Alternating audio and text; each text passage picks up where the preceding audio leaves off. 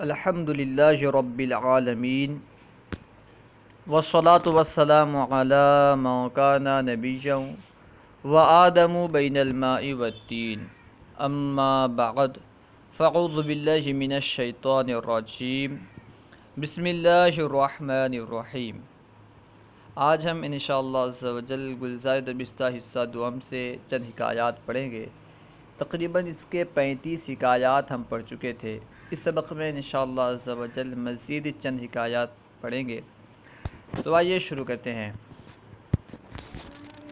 حکایت سی و ششم یعنی 36ویں حکایت۔ حکایت سی و ششم 36ویں حکایت۔ اس کا خلاصہ یہ ہے کہ ایک رات قاضی نے کسی کتاب میں دیکھا جس میں یہ لکھا ہوا تھا جس کا سر چھوٹا ہو اور داڑھی لمبی ہو وہ بے وقوف ہوتا ہے۔ قاضی ایک رات کسی کتاب میں دیکھتا ہے کہ جس کا سر چھوٹا ہوتا ہے اور داڑھی لمبی ہوتی ہے وہ بے وقوف ہوتا ہے، احمق ہوتا ہے۔ اور قاضی کا سر چھوٹا تھا، داڑھی لمبی تھی۔ خود قاضی کا سر چھوٹا تھا اور داڑھی لمبی تھی، تو قاضی نے کہا، اپنے آپ میں کہا، خود سے یہ کہنے لگا، سر کو لمبا کرنا تو میرے بس میں نہیں ہے، سر کو بڑا کرنا،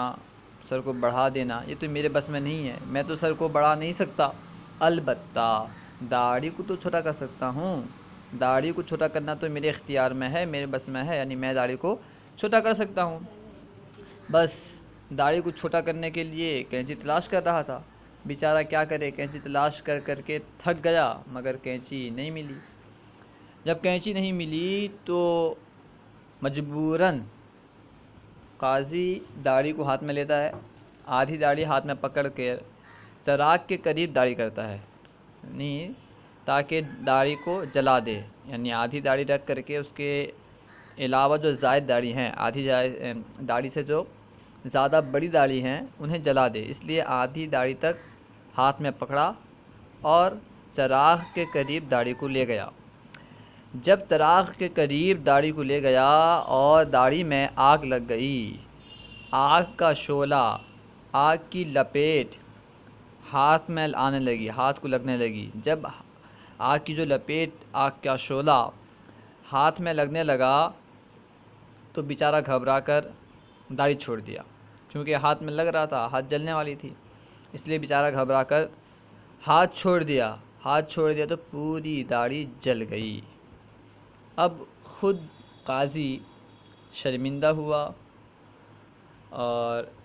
اس وجہ سے کہ کتاب میں جو لکھا ہوا تھا، اس نے کتاب میں جو پڑھا تھا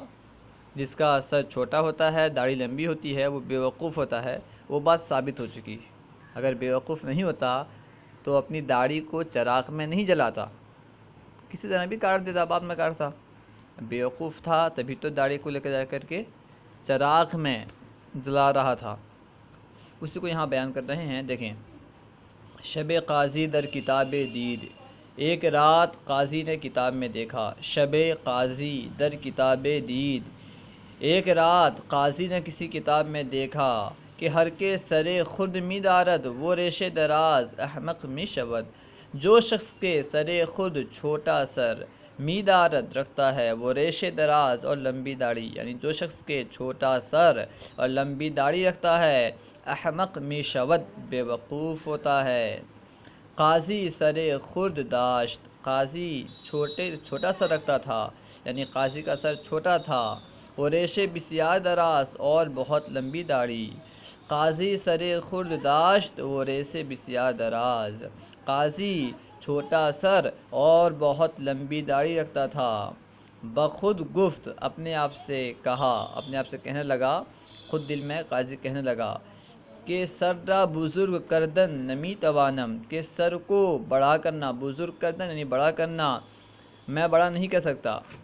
بڑا کرنا میرے اختیار میں نہیں ہے، یعنی میں بڑا نہیں کر سکتا۔ باخود گفت کے سر را بزرگ کردن نمی توانم، اپنے آپ سے کہا کہ سر کو میں بڑا نہیں کر سکتا، لیکن ریش را کوتا خواہم ساخت، لیکن داڑھی کو میں چھوٹا کر سکتا ہوں۔ لیکن ریش را کوتا خواہم ساخت، لیکن داڑھی کو میں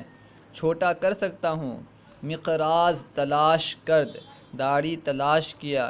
کینچی تلاش کیا، مقراض یعنی کینچی، مقراض تلاش کرد، کینچی ڈھونڈا، کینچی تلاش کیا، نہ یافت نہیں پایا، مقراض تلاش کرد، کینچی تلاش کیا، نہ یافت نہیں پایا، ناچار نیم ریش را در دست گرفت، وہ نزد چراغ برد، ناچار یعنی مجبوراً، نیم ریش آدھی داڑھی، را کو در دست ہاتھ میں، گرفت پکڑا،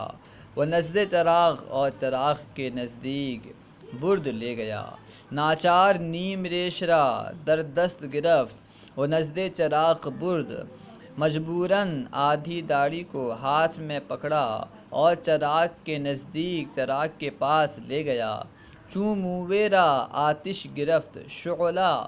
در دست او رسید، چوں مویرا جب بال کو، آتش گرفت آگ نے پکڑ لیا، جب بال میں آگ لگ گئی، داڑھی کے بال میں جب آگ لگ گئی،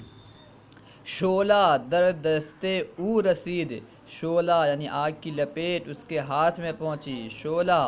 در دست او رسید، آگ کی لپیٹ اس کے ہاتھ میں پہنچی، ریش را بگذاشت، داڑھی کو چھوڑ دیا، ریش را بگذاشت، داڑھی کو چھوڑ دیا، ہما ریش او سوختہ شد، اس کی تمام داڑھی جل گئی، ہما ریش او سوختہ شد، اس کی تمام داڑھی، پوری داڑھی جل گئی، قاضی بسیار شرمندہ گردید، قاضی بہت شرمندہ ہوا، قاضی بسیار شرمندہ گردید، قاضی بہت شرمندہ ہوا، بسبب این کے ہرچے در کتاب بود با اثبات رسید، اس سبب سے، اس وجہ سے کہ جو کچھ کتاب میں تھا وہ ثابت ہو گیا، وہ اس بات تک پہنچ گیا، یعنی وہ ثابت ہو گیا۔ حکایت سی و ہفتم یعنی 37ویں حکایت، اس کا خلاصہ یہ ہے کہ دو تصویر بنانے والے، دو مصور، دو آرٹسٹ کہہ سکتے ہیں، دو آرٹسٹ، دو مصور، تصویر بنانے والے ایک ساتھ جمع ہوئے اور دونوں نے آپس میں گفتگو کیا کہ آج ہم تصویر بناتے ہیں، تصویر کھینچتے ہیں اور دیکھتے ہیں کہ کس کی تصویر اچھی ہے، ہم دونوں تصویر بنائیں گے، نقشہ بنائیں گے اور یہ دیکھیں گے کہ کس کی تصویر اچھی ہے۔ دونوں بات ہونے کے بعد ان میں سے ایک تصویر بنانے والے نے، ایک آرٹسٹ نے انگور کا خوشہ بنایا، انگور کے خوشے کا نقشہ بنایا، یعنی انگور کا جو تھا ہوتا ہے اس کا نقشہ بنایا اور اسے دروازے پر لٹکا دیا، انگور کا خوشہ بنا کر کے اسے دروازے پر لٹکا دیا، پرندے اس پر آ کر کے چونچ مارنے لگے، انگور کا خوشہ اس طرح بنایا تھا، نقشہ انگور کے خوشے کا نقشہ اس طرح بنایا تھا کہ پرندے یہ پہچان نہیں پائے کہ واقعی انگور کا خوشہ ہے یا اس کا نقشہ ہے، اس وجہ سے پرندے آ کر کے اس پر چونچ مارنے لگے۔ جب لوگ اسے دیکھے، اس تصویر کو دیکھے تو بہت خوش ہوئے اور اس کی تعریف کی، کیا زبردست تصویر بنایا ہے کہ پرندے تو پہچان ہی نہیں پا رہے ہیں کہ یہ انگور ہے یا نقشہ ہے، بہت خوش ہوئے۔ پھر دوسرے تصویر بنانے والے کے پاس گئے، دوسرے مصور کے پاس گئے اور اس سے پوچھا کہ کہاں ہے تیری تصویر، تو نے تصویر کہاں بنائی ہے؟ اور خود اس نے بھی، یعنی پہلے تصویر بنانے والے نے پوچھا کہ تیری تصویر کہاں ہے، تو نے تصویر کہاں بنایا ہے؟ اس نے کہا کہ اس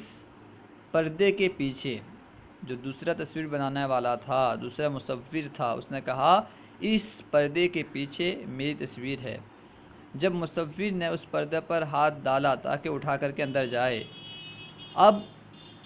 معلوم ہوا کہ یہ پردہ نہیں ہے، دراصل یہ دیوار ہے۔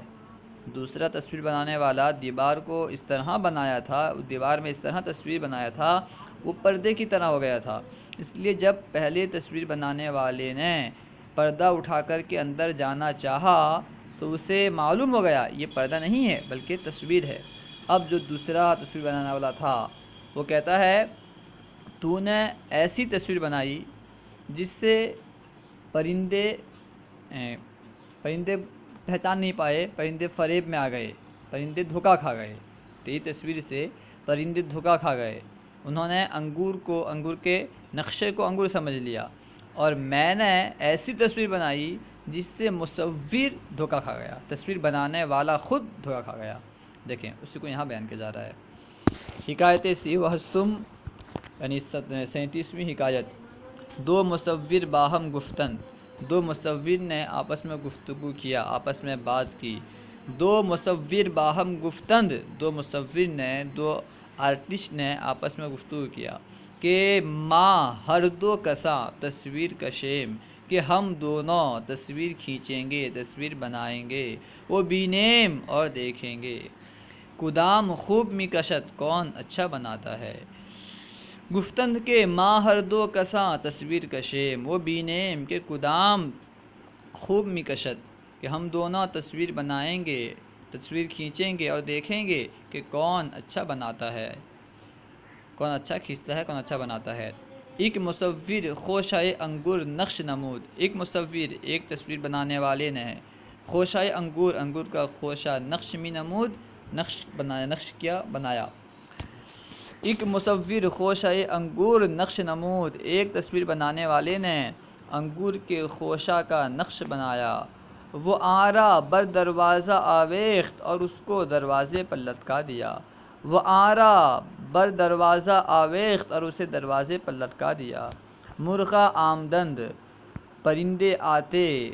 مرغا آمدند پرندے آتے، وہ برآں من قار زدن، اور اس پر چونچ مارتے۔ مرغا آمدن و برآں من قار زدن، پرندے آتے اور اس پر چونچ مارتے۔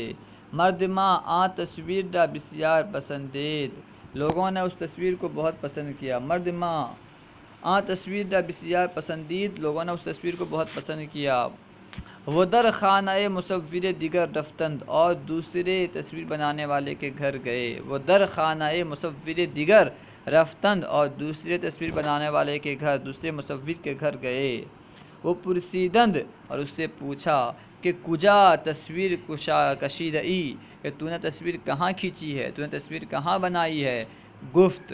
اس نے کہا، مصور دیگر یعنی دوسرے مصور نے کہا، ٹھیک ہے، در پسے این پردہ، اس پردے کے پیچھے، در پسے این پردہ، اس پردے کے پیچھے، مصور اول خواست کہ پردہ بردارد، مصور اول نے چاہا، مصور اول خواست، مصور اول نے چاہا، پہلے تصویر بنانے والے نے چاہا کہ پردہ بردارت، کہ پردہ اٹھائے، چون دست بر پردہ نہاد، جب ہاتھ پردے پر رکھا، چون دست بر پردہ نہاد، جب ہاتھ پردے پر رکھا، معلوم کرد کہ پردہ نیست، اسے معلوم ہو گیا، اس نے معلوم کر لیا کہ پردہ نہیں ہے بلکہ دیوار است، بلکہ دیوار ہے، کہ برآں تصویر کشیدہ است، کہ اس پر تصویر بنائی گئی ہے۔ چون دست بر پردہ نہاد، معلوم کر کہ پردہ نیست بلکہ دیوار است، کہ برآں تصویر کشیدہ است، جب اس نے پردے پر ہاتھ رکھا تو معلوم کر لیا کہ یہ پردہ نہیں ہے بلکہ دیوار ہے جس پر تصویر بنائی گئی ہے۔ مصور دیگر گفت، دوسری تصویر بنانے والے نے کہا کہ تو چنا تصویر کشیدی کہ مرغ ما فریب خوردن، دوسرے تصویر بنانے والے نے، دوسرے مصور نے کہا کہ تو نے اس طرح تصویر بنائی جس سے پرندے دھوکہ کھا گئے، جس تصویر سے پرندے دھوکہ کھا گئے۔ وہ من چنا تصویر کشیدم کہ مصور فریفت، اور میں نے ایسی تصویر بنائی جس سے تصویر بنانے والا، جس سے مصور دھوکہ کھا گیا۔ انشاءاللہ عز و جل آئندہ سبق میں اور کچھ حکایات ہم پڑھیں گے۔ اگر یہاں پہ اس حکایت میں، اس سبق میں آپ کو کوئی بات سمجھ میں نہ آئی ہو، یا کوئی بھی درسیات کے متعلق سوال کرنا چاہتے ہوں تو کمنٹ باکس میں لکھ کر کے سوال کریں، یا پھر ڈسکرپشن میں جو نمبر دیا گیا ہے اس کے ذریعے سے رابطہ کریں، یا ہمارے ای میل آئی ڈی faizan-nizami@gmail.com میں رابطہ کریں۔ ہمارے یوٹیوب چینل فیضان درس نظامی کو ضرور سبسکرائب کریں۔ السلام علیکم ورحمۃ اللہ وبرکاتہ۔